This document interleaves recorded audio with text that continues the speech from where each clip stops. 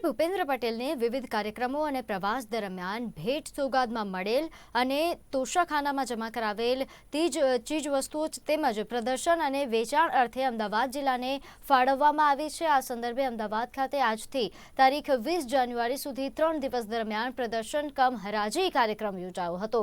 આ પ્રદર્શન કમ હરાજી કાર્યક્રમમાં અંદાજિત રૂપિયા 25 લાખની કિંમતની 850 જેટલી વસ્તુઓનું પ્રદર્શન સહ વેચાણ હાથ ધરવામાં આવ્યું હતું।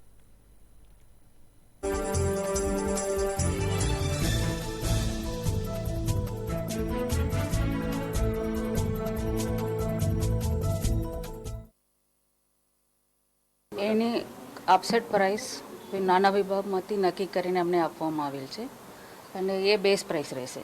ત્યાર પછી જે ઓક્શન થવાનું છે વસ્તુ જે હાઈએસ્ટ પ્રાઇસ કોટ કરે છે એને અમે આપી દેવાની આ પ્રક્રિયા છે અને 3 દિવસથી આ પ્રદર્શન ચાલુ રહેશે ને